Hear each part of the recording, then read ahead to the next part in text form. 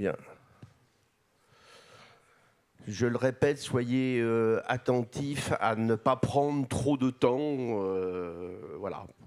Mais je sais que toi, tu as l'habitude, donc de prendre du temps, oui, bien sûr. Bonjour à toutes et à tous.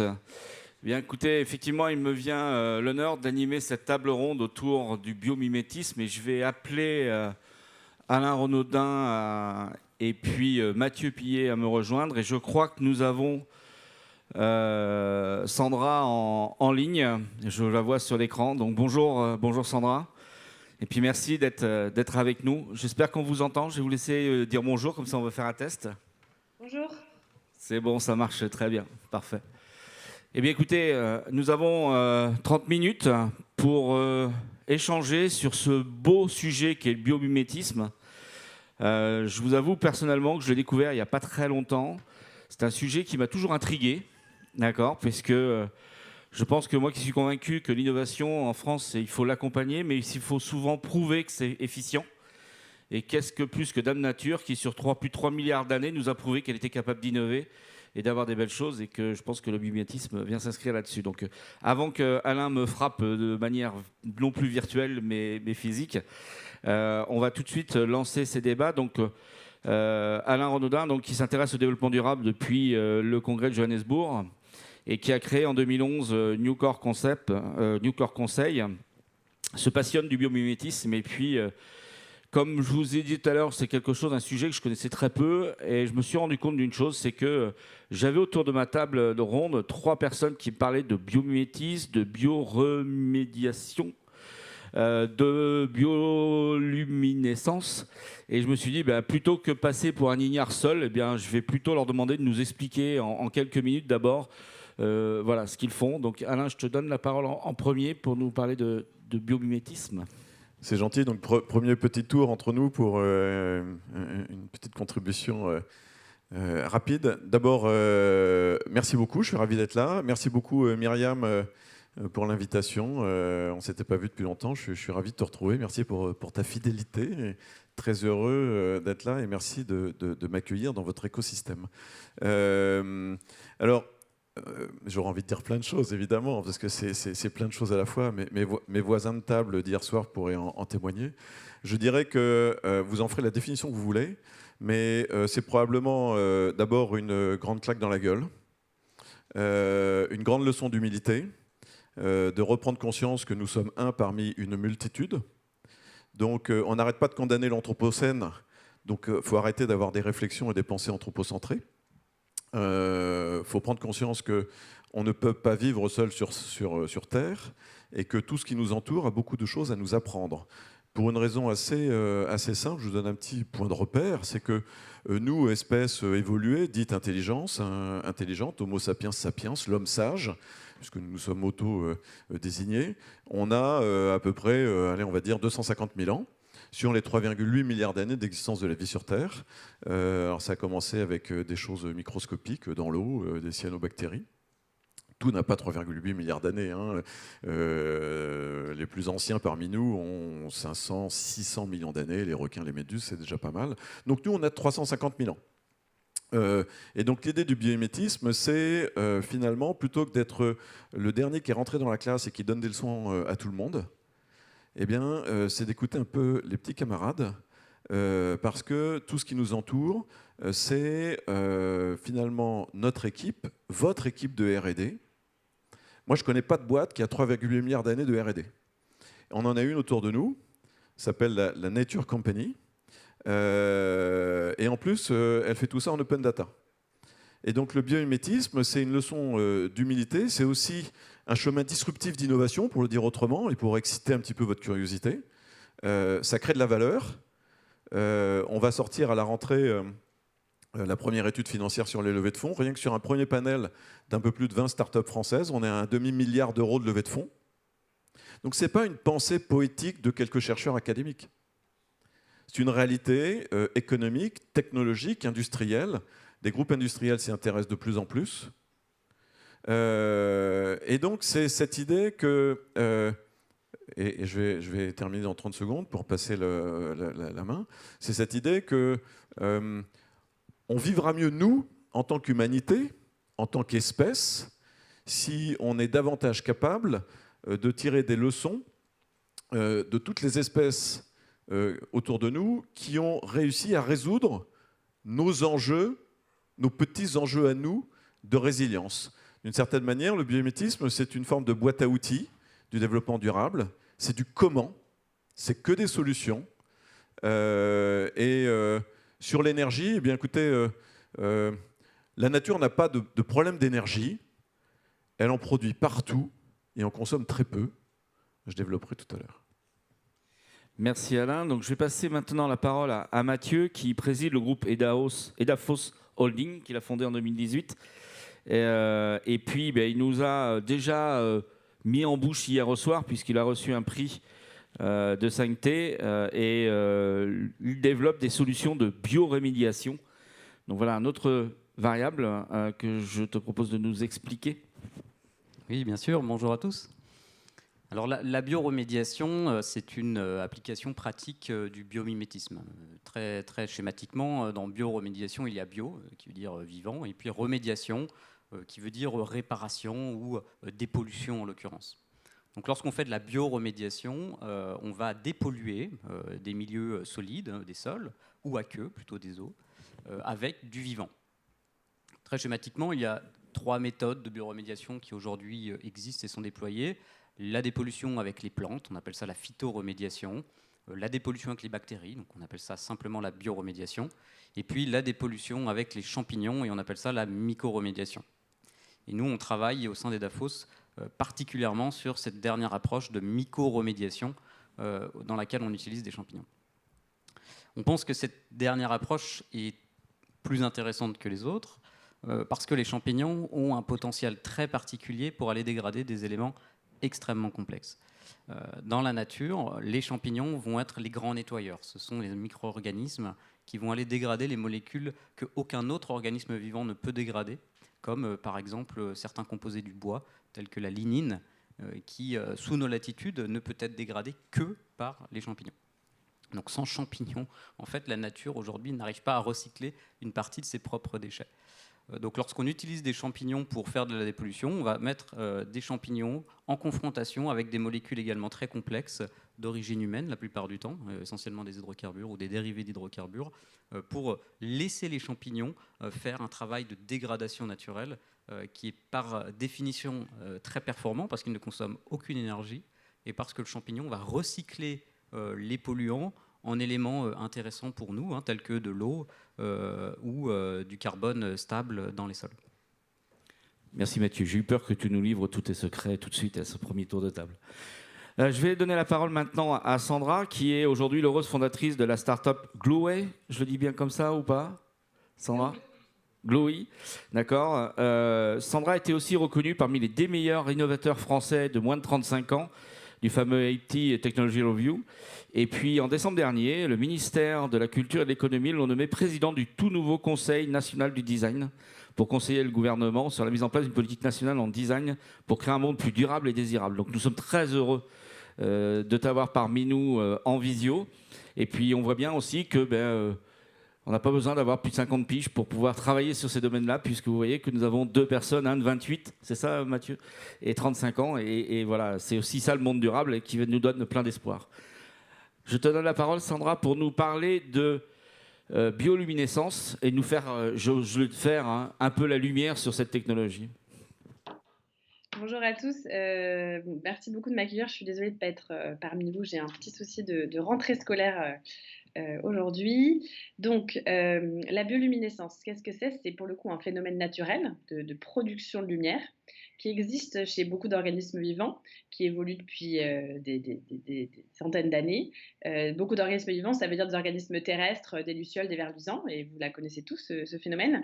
Et puis surtout, plus de 80% des organismes marins. Donc en fait, dans la mer, c'est un mécanisme qui est juste commun, de l'ordre du commun. Et donc la nature a développé ce mécanisme-là pour plein de raisons.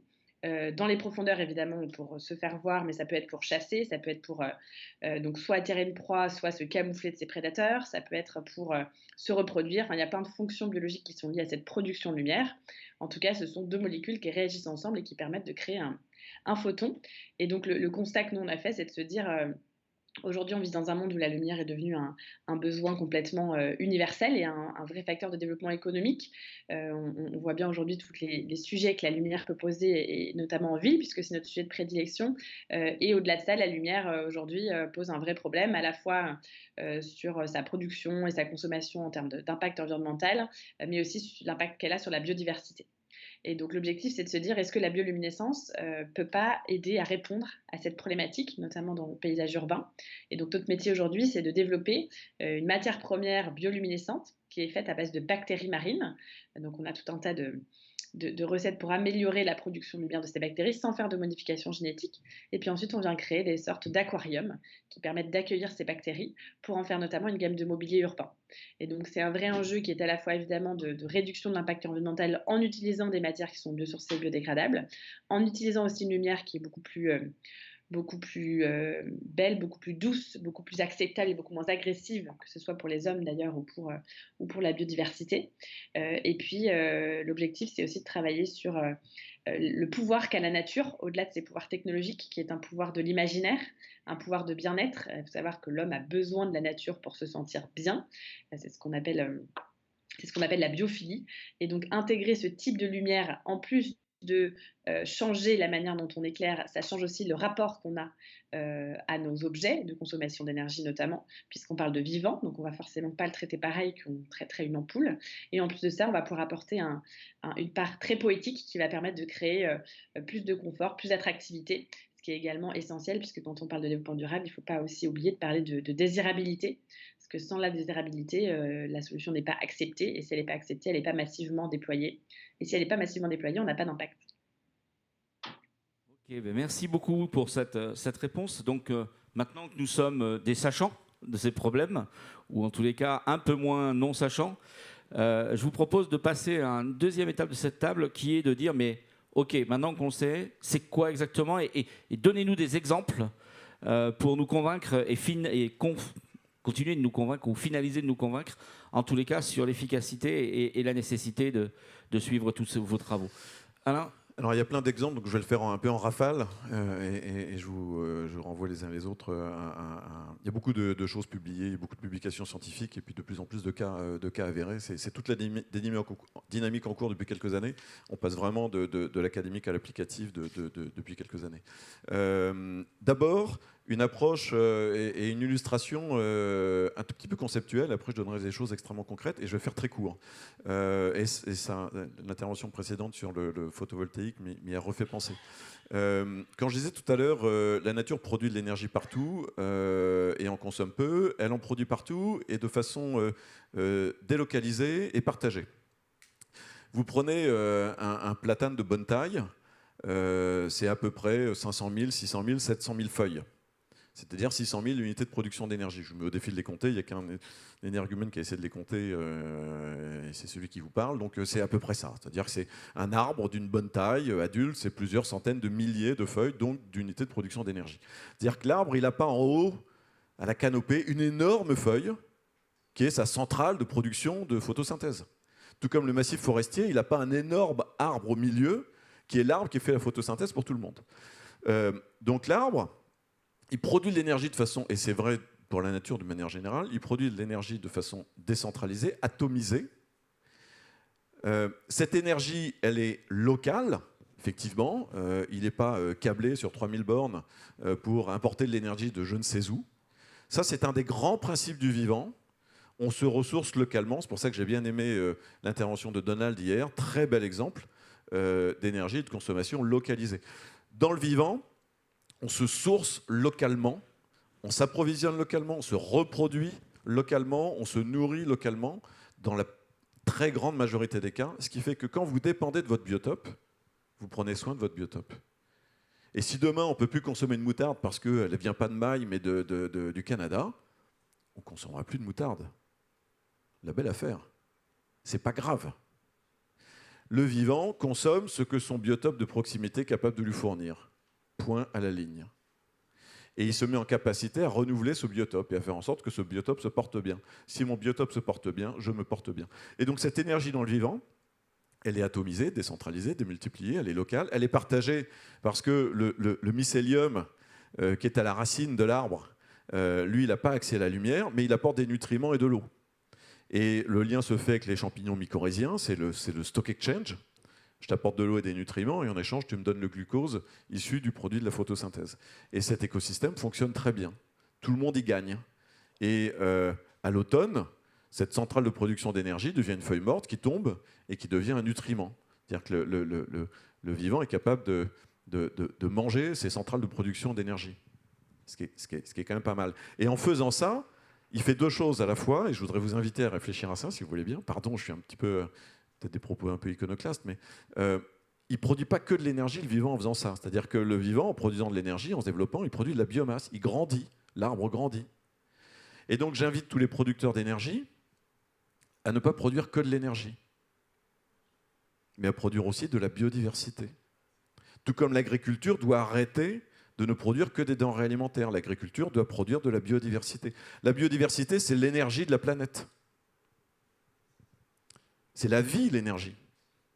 L'humanité va mourir de tuer la biodiversité. On ne peut pas vivre seul. Donc demain, avoir des switches technologiques et énergétiques qui nous permettront, coup de baguette magique, de consommer autant d'énergie, sauf qu'elle sera produite différemment, si on ne peut plus respirer et si l'eau est polluée, à quoi ça nous servira? Et donc, l'énergie dans le vivant, elle est partout. Et le vivant est très économe dans ses process. Très vite. Les matériaux dans le vivant, ils sont tout le temps produits à température ambiante et à pression ambiante.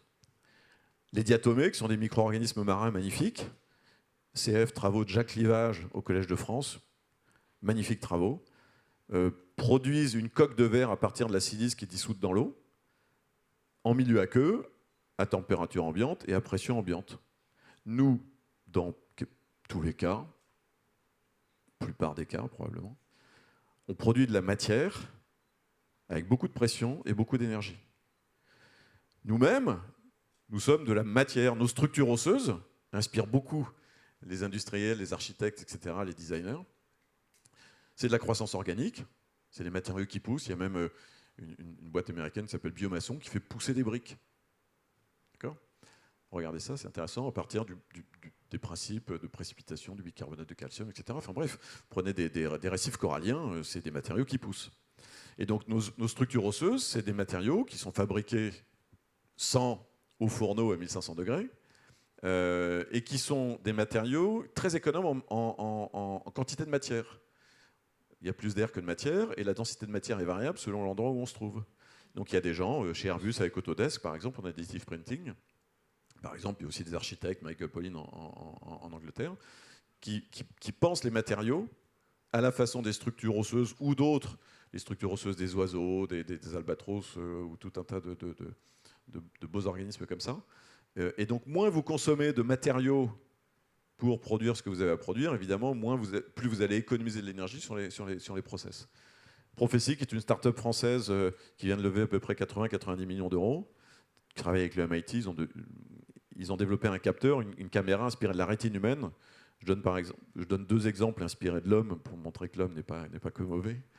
On est aussi une belle machine. Et la caméra Prophecy, c'est un détecteur de mouvement. Parce que si vous regardez la mer et que tout d'un coup une baleine sort de l'eau, même si cette baleine n'est pas dans votre champ de vision, vous allez tourner la tête parce que votre œil aura détecté quelque chose. C'est-à-dire que nous, on ne filme pas en continu, contrairement aux bêtes smartphones qu'on a partout. On capte une image et on l'enrichit de données nouvelles. Prophecy a développé un capteur qui fonctionne à la façon de la rétine humaine. C'est très économe en flux de data, en énergie, et ça détecte les mouvements de manière beaucoup plus rapide, par exemple. Merci Alain pour toutes ces belles explications, ces beaux exemples. Mathieu, tu peux nous en dire un petit peu plus sur des domaines d'application et des exemples ? Oui, bien sûr. Alors, la mycoremédiation, c'est quelque chose qui existe depuis très longtemps dans les laboratoires, mais dans la pratique, c'est pas facile. C'est pas facile parce que le champignon, c'est un organisme qui est vivant et qui, par définition, apprécie un environnement naturel le plus sain possible, et qui a donc beaucoup de difficultés à vivre dans des sols pollués qui lui sont bien sûr hostiles. Donc c'est notre métier au sein d'Edafos, c'est de réussir à faire cette transition entre le laboratoire et le terrain et de trouver des méthodes ou des astuces pour faire en sorte que ce champignon arrive à accepter un milieu qui naturellement n'est pas le sien et à accepter un polluant qui naturellement n'est pas une source de nourriture pour le champignon. Alors, quand on fait de la mycoremédiation en conditions réelles, un des premiers objectifs, c'est de produire le champignon dans des quantités suffisantes. La dépollution des sols, il faut savoir que c'est un marché de volume. Hein. On va dépolluer des milliers ou des millions de tonnes de terre. Donc, ça implique des quantités aussi très importantes de champignons à produire.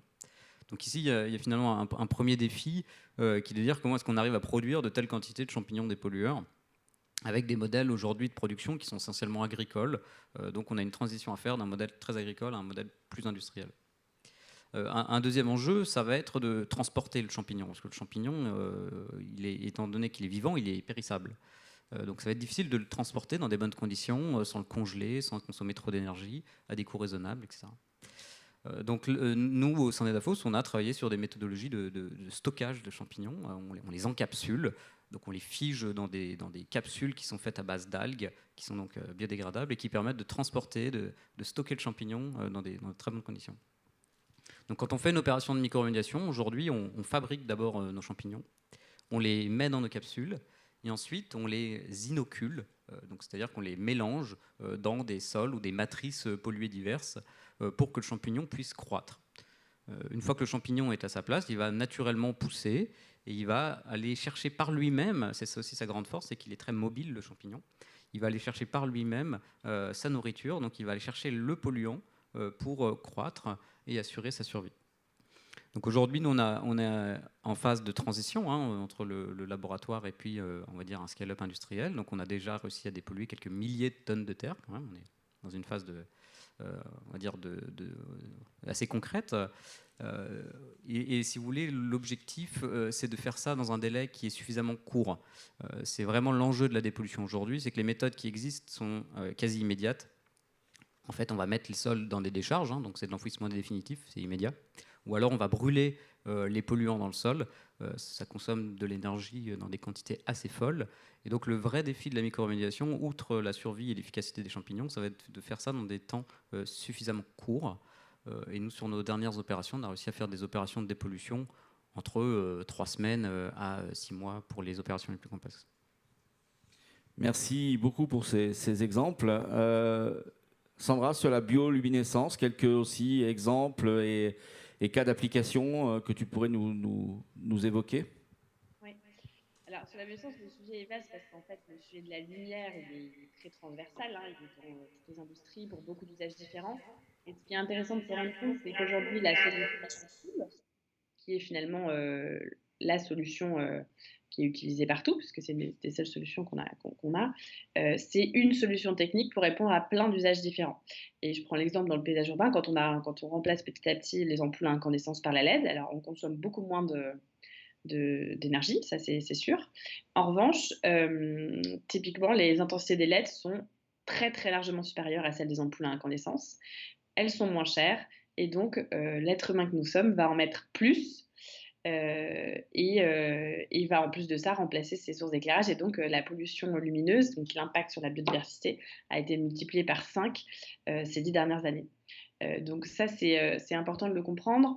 Et la deuxième chose, c'est de se dire que quand on réfléchit à des innovations de rupture comme ça, et notamment vivantes, et c'est un peu, ça rejoint ce que disait Alain, c'est qu'il ne faut pas essayer de chercher une solution radicale qui fonctionne dans n'importe quel contexte. C'est-à-dire qu'un panneau solaire va être efficace à certains endroits, ne va pas l'être à d'autres, et donc il ne faut pas le mettre à un autre. Et c'est pareil pour la bioluminescence. L'idée, ce n'est pas de se dire on va remplacer toutes les lumières du monde de votre cuisine pardon, au lampadaire dans la ville, mais c'est plutôt de se dire c'est une lumière qui est douce, qui sert à mettre en valeur, à diffuser, à donner de l'information, à sécuriser. Et donc, c'est de réfléchir dans quel contexte est-ce qu'elle va être le plus pertinente pour qu'on puisse démultiplier son impact. Et pas tout de suite de se dire on va la mettre partout parce que c'est là où ça va fonctionner. Et donc, cette approche-là, nous a mené vraiment à l'usage dans le paysage urbain, en priorité. On peut évidemment l'utiliser sur plein d'autres sujets, mais là où on pense avoir le plus d'impact, ça va vraiment être dans les espaces urbains, justement parce qu'aujourd'hui, la manière de concevoir l'éclairage urbain par l'approche du lampadaire, qui a été largement diffusée, a été conçue au départ typiquement pour des véhicules roulants. Là où aujourd'hui, énormément de centres-villes, voire la grosse majorité d'entre eux, sont en train de se repiétoniser, de se revégétaliser. Et donc, on n'a plus non plus les mêmes usages. Et c'est là où c'est intéressant de se reposer la question de où est-ce qu'on met ces nouvelles solutions, comment est-ce qu'on les applique, et que c'est forcément long parce que c'est aussi une manière de repenser totalement la philosophie de mise en lumière grâce à ce prétexte qui est la bioluminescence. Et puis enfin, on peut pousser très loin. Ce qui est intéressant avec cette lumière, c'est qu'elle pousse. Hein. Nous, on cultive de la lumière, donc on a des souches en laboratoire, et puis on en prélève un petit peu, et puis on en cultive d'autres. Donc on est capable, à partir de quelques millilitres, de faire des dizaines de millions de litres ensuite de culture, de manière presque illimitée. Alors j'aime pas ce mot illimité parce que aucune ressource n'est parfaitement illimitée, mais du coup, ce qui est intéressant, c'est de se dire que peut-être que demain, alors c'est pas pour l'année prochaine, hein, mais finalement, il y aurait à disposition des bioréacteurs de ces bactéries bioluminescentes. Et si on a besoin d'une source de lumière, eh ben on vient en prélever, on vient en prendre, et puis on cultive sa petite lumière. On s'en sert parce que dans un pays un peu reculé, on a besoin d'aller lire la nuit et qu'on n'a pas d'accès à l'énergie, parce qu'on veut aller courir dans la ville de nuit et que du coup, comme il y a moins de lumière, on vient prélever sa source de lumière. Donc il y a plein de choses en fait très nouvelles à imaginer autour de ça. Et forcément, utiliser le vivant, ça amène à repenser totalement la manière dont on fonctionne et à repenser les chaînes de valeur. Et vous parliez aussi d'applications. On a découvert un peu malgré nous des choses très intéressantes avec cette lumière, et notamment la qualité de lumière et l'effet hypnotique et relaxant que cette lumière peut apporter, qui est lié à sa longueur d'onde, mais qui est aussi lié à sa qualité et à son caractère vivant. Et donc, on l'utilise typiquement, nous, dans des salles de relaxation. On a également fait des tests, on est beaucoup contacté par des praticiens en médecine, que ce soit de la médecine psychiatrique, beaucoup de médecine préventive, par des anesthésistes, pour des enfants extraordinaires comme des enfants atteints d'autisme. Et donc, voilà, on se rend compte que ça ouvre aussi des champs à des nouvelles applications sur lesquelles on peut avoir un impact, que ce soit sur un impact social ou un impact environnemental. Merci Sandra, je vois Alain qui réagit, qui a porté le micro à la bouche, donc je suppose que... Oui, bah c'est pour réagir et pour acquiescer. Sandra a soulevé un point extrêmement important, c'est qu'on est toujours... on produit de l'énergie pour faire le corollaire de façon toujours adaptée à son écosystème, à son... En fait, cette idée de circuit court et d'approvisionnement adapté, local, etc., on l'a bien compris pour les fruits et légumes. Je ne vois pas pourquoi on ne le comprendrait pas pour l'énergie. Donc, on est toujours adapté à la ressource. Vous savez, dans les grands principes d'évolution de Darwin, c'est pas le plus fort qui survit, c'est le plus adapté. Il y a toujours une erreur d'interprétation là-dessus. Et donc, le mix énergétique, il sera différent. Le mix énergétique dans le vivant, et pour nous, il doit être différent selon l'endroit où on est. Et dans ce mix énergétique, il peut y avoir de tout. Alors j'ai beaucoup aimé l'intervention de M. Leger, puis en plus on a beaucoup discuté hier soir, mais dans le vivant, avoir 5% de trains au diesel, c'est acceptable. C'est pas grave. C'est un peu plus compliqué en termes de com pour les usagers qui sont là où il y a du diesel et pour les élus locaux, etc. Mais ça ne le choque pas le vivant qui est un peu de différents types de sources d'énergie un peu partout. Je vais faire très très vite sur la fin pour dire que l'autre calcul que fait le vivant, c'est que le rendement unitaire est très mauvais. Ce qui l'intéresse, c'est le rendement collectif. C'est-à-dire chaque feuille d'arbre, c'est nul en performance, en rendement. Mais l'arbre, il est très bon. Nous, on a une obsession sur le rendement unitaire. Je voudrais aussi vous dire qu'il y a une grande compétition internationale qui est lancée déjà depuis quelques années sur le photovoltaïque artificiel ou bioinspiré. C'est copiloté notamment en France par le CEA et pas loin d'ici, l'Université de Pau et des Pays de l'Adour, l'UPPA. Donc Marc Fontcave, Vincent Artero côté CEA à Grenoble, Laurent Billon côté UPPA ici du côté de Pau. Il y a une grande compétition internationale des Chinois, des Américains et des Européens. Je vous renvoie aussi aux travaux de Marc Fontcave sur les fameuses hydrogénases des microalgues, parce que ce qui produit de l'énergie dans le vivant, c'est des algues, les microalgues, les plantes essentiellement. Et les hydrogénases ont la capacité à faire l'électrolyse de l'eau, donc elles produisent de l'hydrogène à partir de l'eau. Ils coupent les molécules d'eau, elles produisent de l'hydrogène et de l'oxygène, et le processus est réversible. Et donc Fontcave, il bosse sur une forme de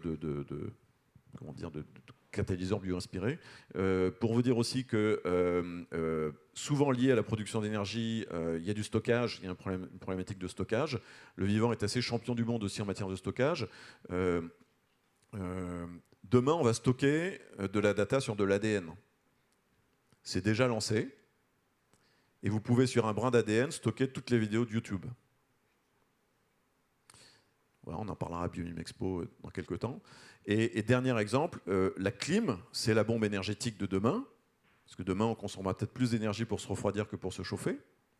Le vivant, il sait réguler, il sait créer de la clim passive. Et par exemple, les travaux et les réalisations d'un architecte qui s'appelle Nicolas Vernutello, qui lui-même a pris exemple sur un autre architecte qui s'appelle Mike Pierce, qui avait développé ça au Zimbabwe sur les ventilations inspirées des termitières. Vous avez plein de procédés. Vous avez à l'ITKE en Allemagne quelqu'un comme Hakim Menges qui travaille sur des façades qui vont être qui vont s'adapter à l'hygrométrie, à la façon des pommes de pin, avec des structures bilames qui, selon la température et l'humidité, vont changer de forme. Donc ça vous fait des ombrières passives. Donc il y a plein de systèmes pour les îlots de chaleur, évidemment. Vous végétalisez, vous créez des écosystèmes urbains. Vous pensez la ville plus uniquement pour l'homme. Et à ce moment-là, ça ouvre des perspectives. Merci Alain. Vous avez entendu le gong final. Donc il me reste... on aurait pu passer beaucoup de temps sur ce sujet-là, puisque pour moi, c'est un sujet de positivisme, entre guillemets. On donne de l'avenir en s'inspirant de tout cela. Et pour moi, c'est vraiment une ressource de motivation et de soif et d'envie vers l'avenir qui est très inspirante. Donc écoutez, merci à Sandra, merci Mathieu, merci Alain. Pour ceux nos intervenants en physique, vous avez encore les rencontrer un petit peu, donc vous pourrez leur poser des questions. Et puis pour tous ceux qui ont été intéressés par ce sujet-là, je vous encourage à aller le 25 et le 26 octobre à la Cité des Sciences et de l'Industrie de Paris pour venir à la 7e édition que tu connais bien, de Biomime Expo à Paris. Je vous encourage fortement à vous y rendre. Merci à vous et puis à très bientôt.